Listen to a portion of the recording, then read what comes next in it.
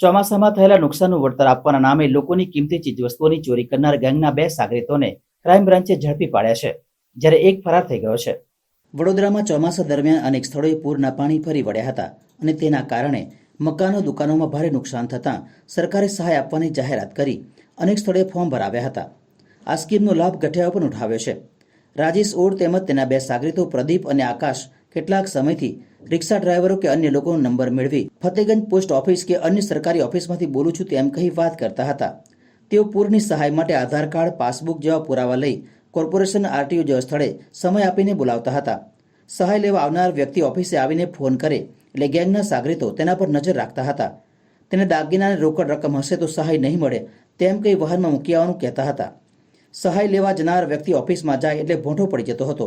બહાર નીકળતા જ તેના વાહનમાંથી રોકડ દાગીના પણ ગાયબ થઈ જતા હતા.